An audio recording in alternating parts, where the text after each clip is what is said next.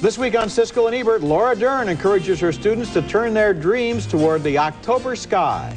And working mom Rosie Perez has her hands full as the 24-hour woman. And Jennifer Aniston finds romance with corporate slacker Ron Livingston in Office Space.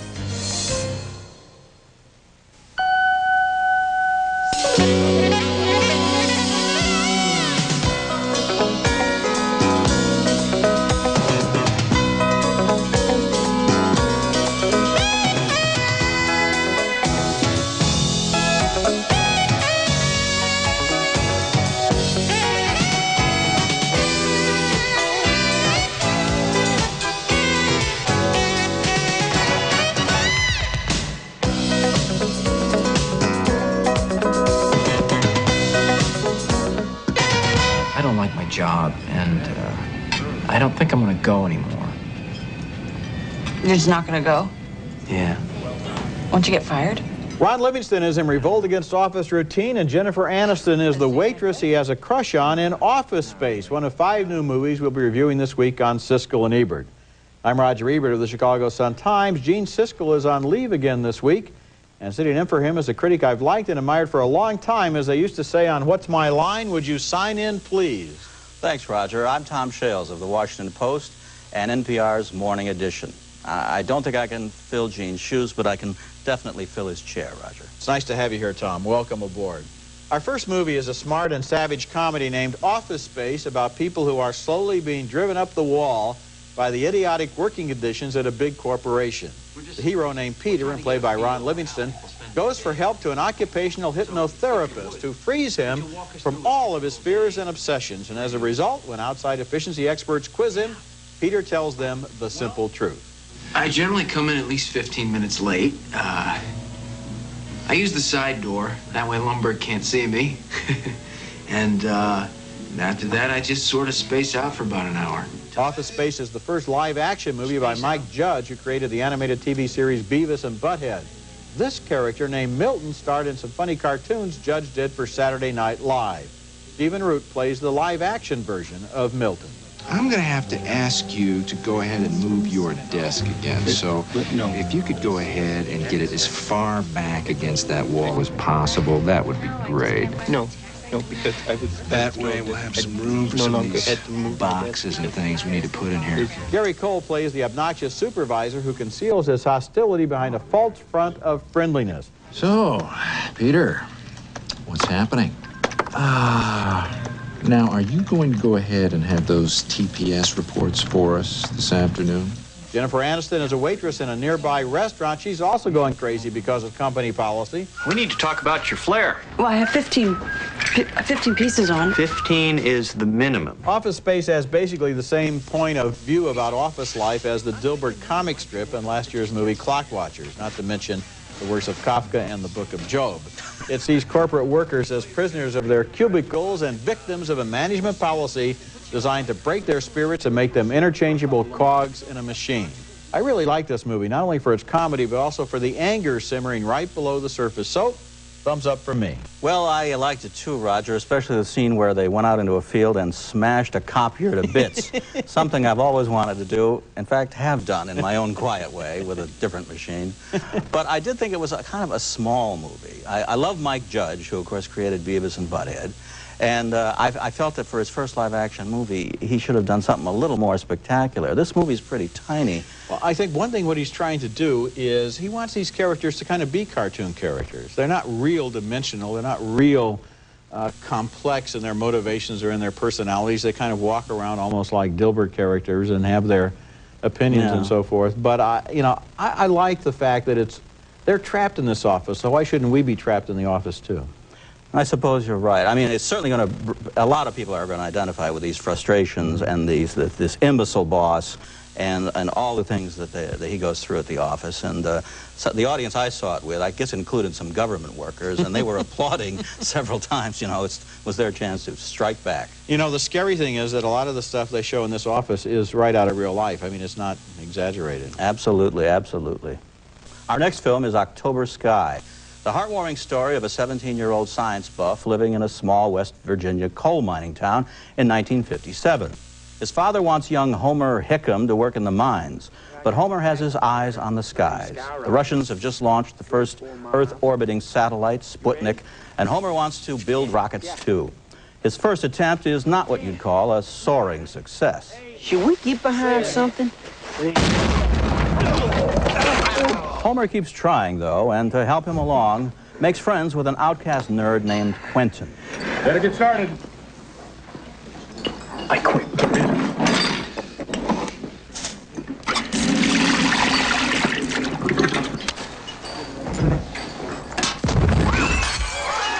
Eventually, 2 other boys are enlisted in the project, and just as the U.S. space effort suffered many calamities during its first years, so do these amateur rocket scientists fizzle and fail in their efforts to get one up. It's headed for the mine. I told you we didn't know what we were doing.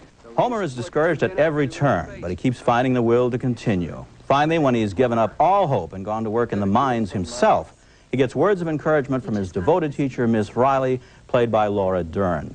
You're not supposed to end up in those mines. You know why? Because I think you made other plans. I want you to know something. I'm proud of you. Just as surely as Homer is aiming for the stars, director Joe Johnston and writer Louis Kolick are aiming for the heartstrings of the audience. With a vengeance, they pluck them like mad. Much about the movie is pat and predictable, and you know that when one crisis is surmounted, another one will loom, and then a really big one in the final third of the movie, when Homer's chances at success seem really crushed. But even if you see every turn of plot coming as if it were preceded by one of those curve-in-the-road signs, this movie can still get to you. It certainly got to me. I broke out in goosebumps. Not as many times as I was supposed to, I think, but enough to make the movie a satisfying, if way over long, emotional experience, and to earn it a slightly reluctant thumbs up. I felt a lot of fondness for this movie, too, and I'm an exact contemporary of Homer Hickam. So when Sputnik was up there, I was in my front yard with my binoculars, and I was reading Rockets, Missiles, and Space Travel, a book by Willie Lay. I read that about 4 times. I never built any rockets, though, because I was a complete washout when it came to science and math. But the story is interesting because these kids are really trying to send up this rocket in a town that says you should have no ambition except to go down in the mine. And even Homer's father is telling him the same thing. You're a miner, you're not a rocket scientist. The symbolism is quite obvious, but it works. Go down or go up. Yeah. And there's a wonderful little scene, a shot of when he finally has to go work in the mines and the elevator's going down and he looks up and sees Sputnik go over, and I thought that was just a lovely, lovely shot. In fact, I would have liked more lovely imagery and less talking. But I think we ought to give credit to this kid, Jake Gyllenhaal, who plays Homer. He was so unactorly an actor. I don't mean he was a bad actor. I mean, he just seemed so real. Natural. Yeah. And it is apparently a true story. I mean, there really is a Homer Hickam, and he really works for NASA. We don't want to give away too much, but at the end of the film, you find out in American Graffiti style what happened to other people. The one thing I think that irritated me about the picture was all the rock oldies on the soundtrack. And I wondered if they almost hadn't been added later. I mean, that's standard. I know it's standard, and I know now that in movie ads they say, come and hear this music, as if you couldn't go out and buy a record if you wanted well, to that's what you're supposed to do, is go out and buy the album. Why did we need all of those rock oldies? I guess, as you say, enough to make an album to plug the movie and vice versa. Sell those records. Okay, later in the show, high school girls become unintentional killers in Jawbreaker. She's so evil, and she's only in high school. Coming up next, Rosie Perez is the 24-hour woman. You are gonna love being pregnant. It makes you feel bloated. You are the sexiest, the hottest, the most beautiful pregnant woman that I know. Yeah? The only pregnant woman you know. Rosie Perez plays a TV producer in that scene from the 24-hour woman, and Diego Serrano is her husband, who is the co-host of her show. By the time that scene occurs, she's getting to be just a little bit cynical about his commitment to parenthood. In the movie, Perez plays a high-energy powerhouse who wasn't planning to get pregnant, but is happy when it happens until her husband's co-host announces the secret live on the air. Can you believe it? As you all know, Grace. Where'd you find the time? Patti LuPone plays her hard-boiled boss very effectively. She has no time for sentiment about babies or anything else except for ratings. She's not so sure about hiring a mother of 3 as a new assistant for Perez. Grace, I don't know about this woman. I can hear the calls now. The sick kids, the parent-teacher conference, the no-show nanny. The movie cuts back and forth between the story of Perez and her husband and the story of that new assistant played by Marianne Jean-Baptiste. Derek, what did I tell you? Get your butt in here and get these socks off the table. Oh, for God's sakes, Roy, calm down. Baby, if I'm going to be home all day, I'm going to do it my way. Rosie Perez brings a smile to my face in most of her movie roles because of her no-holds-barred acting style. She's out there and totally sincere at every moment. Here, for example, when she misses her daughter's first birthday party. She took her first steps. I missed it. The 24-Hour Woman was directed by Nancy Savoca, whose films all deal with women making space for themselves in a man's world. I like the way 24-Hour Woman refused to become just another politically correct fable about a superwoman. And even when the screenplay seems to drift, Perez keeps her character completely in focus, so thumbs up for me. I'm afraid I have to give it a thumbs down, Roger. If the whole movie had been as good as Rosie Perez's performance, all my thumbs would be up, and I'd try to find a few more. But to me, there wasn't enough of her in this picture. I don't know why, when they have such a wonderful presence as Rosie Perez, that they need to add all that other stuff. I think the screenplay is more of an essay about these problems. A good essay, and a thought-provoking one, but not really a screenplay, not really a story. Well, you know, the feeling that I had was that this other parallel story with Marianne Jean-Baptiste and her husband, who's played by Wendell Pierce, wasn't necessary. I know what they're trying to do. Here's, you know, what it's like for her, and here's what she can look forward to, and they're cutting back and forth. I like the multiracial, the matter-of-fact multiracial Well, that was aspect. okay, yeah, that was swell, but the fact is that the other story just seemed like it was moving off in a different direction. If they had concentrated on Rosie, her husband, her little daughter, Lily, and the people in the control booth, and Patti LuPone, and just focused it like that, I think it would have been tighter. So you're agreeing with me that you're changing your... No, I'm not ruling? changing my vote. I'm giving thumbs up to the movie, especially because of Rosie Perez, with the exceptions that I noted. Oh, okay. Well, I tried. Coming up next, a violent death, a cover-up, and its consequences. The dark high school comedy Jawbreaker, when we come back. We're all girlfriends here. It's just between us. What do you know? 3 high school vixens conspire in a cover-up when they accidentally kill a popular classmate in Jawbreaker, a very dark comedy about teenage chicanery and class consciousness. Courtney, played by Rose McGowan, is the idolized leader of the pack, a manipulative monster who isn't really all that troubled when Liz, the sweetest girl in school, dies during a lethal prank on her 17th birthday. She's only upset, really, that a shy girl named Fern has found out about it. To keep Fern quiet, Courtney bribes her with a new identity and a chance to join the in crowd at last. All that you've ever dreamed of. If, and only if, you never, ever tell anyone what you heard. Now transformed into an alter ego called Violet, Fern, played by Judy Evans Greer, gets instructions on the cool way to behave when she shows up for lunch in the school cafeteria. This scene contains probably the movie's sickest joke. Don't think we're anorexic or something. We're not. That's reserved for the Karen Carpenter table. We're not stupid. We eat, and we eat well. We just don't eat in public. Well, at school, at least. We don't want people judging us by what we eat. It gives them ammo, and the only ones with ammo are us. That joke about Karen Carpenter is all too typical of the movie's sensibilities, which are, for the most part, shamelessly insensitive. Other than the dead girl, most of the characters tend to be either loathsome or despicable, with only a couple of kids worth rooting for. Even kooky Carol Kane, who plays one of the teachers at Reagan High, can't rise above the morass, and Dynamite Pam Grier is completely wasted as a detective. Just being irreverent, snide, and nasty isn't enough, not even these days. Jawbreaker should be called Jaw Dropper. It's that mean and vicious. These people are loathsome, they are hateful, they are not nice, the movie isn't funny, it's very unpleasant, there's nobody to root for.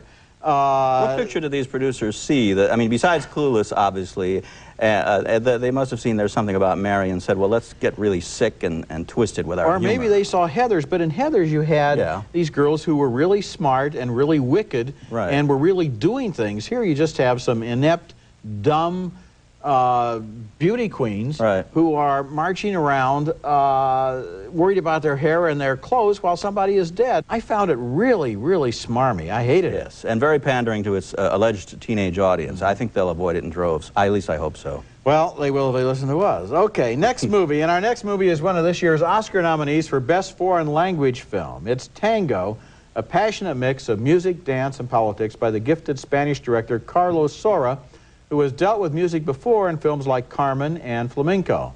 A lot of his new movie is shot on a stage that makes great use of mirrors and reflecting surfaces so that we're never quite sure whether we're seeing reality or its reflection. The film stars Miguel Angel Sola as Mario, a former tango star who's now a director. He's been asked by a local crime boss to use his girlfriend Elena in a production. She's played by Mia Maestro.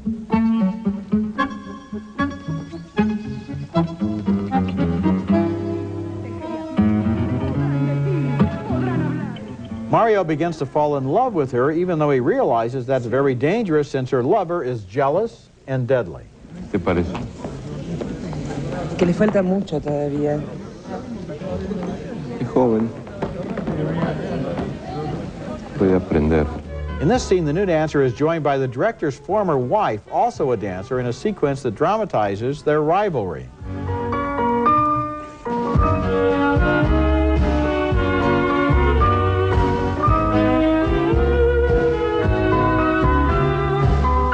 Tango has a lot of music and a lot of dance, and you can relate to it just on that level. It's a musical, but it's also a complex and challenging film. This is the work of a director who's completely in control of his medium and filled with a great self-confidence. And by the surprising final scenes, it's a real pleasure to see all of the pieces finally falling into place. Oh, yeah? Yeah. Thumbs down? Okay. It's certainly truth in labeling. I mean, there's lots of tangos. Yeah. There's an all-male tango. There's an all-woman tango. There's a sort of a Franco tango that reminded me of Evita, and God, do I not want to be reminded of Evita.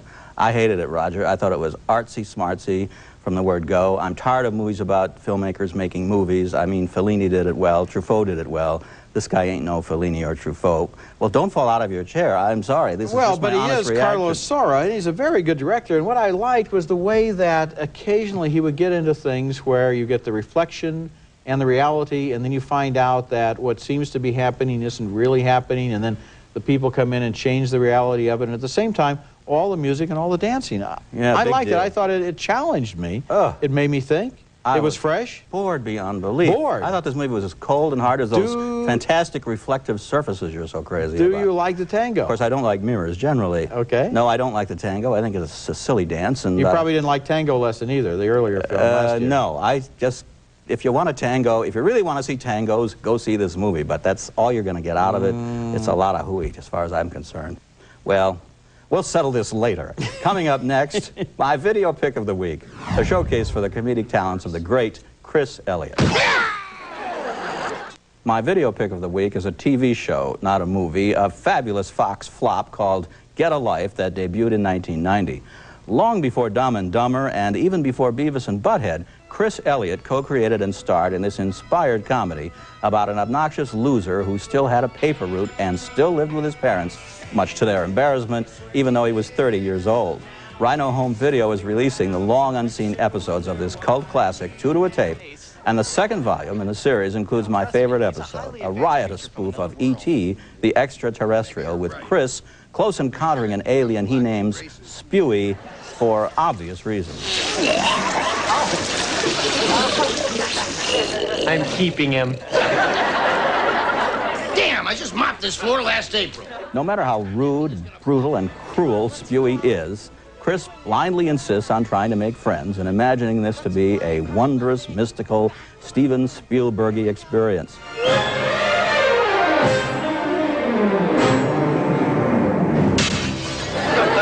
Get a Life is an acquired taste, but once acquired, very hard to give up. Elliott's co-stars include Brian Doyle Murray, brother of Bill, and as Chris's father, his real dad, Bob Elliott, half of the immortal comedy team of Bob and Ray. Like his father, Chris Elliott carved out a comedy wavelength all his own. I am thrilled to pieces to have Get a Life available again. Get a copy.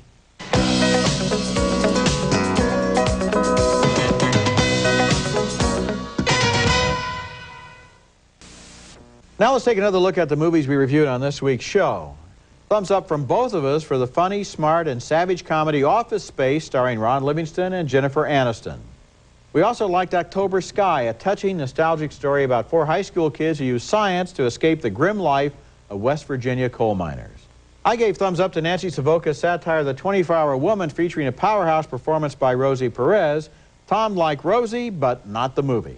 Neither Tom or I found anything much to like in Jawbreaker, a mean-spirited comedy that's so dark it's not funny. And finally, I admired Tango from Spain's masterful director Carlos Saura, but Tom tried to give it 2 thumbs down all by himself. He hated it so much. So I guess the movie we liked most this week together was October Sky. Yeah, I think it warmed both our hearts, at least speaking for my heart. And I guess I can speak for yours, too. You can speak for mine, too, in this case. Okay, thanks a lot for being here. Remember, you can hear our reviews on the web at siskel-ebert.com. And next week, Tom Shales will join me again for reviews of more new movies, including the thriller 8mm, starring Nicolas Cage as a private investigator whose case leads him to the seamy underworld of porn. There's no one left to finish us but me. That's next week, and until then, the balcony is closed.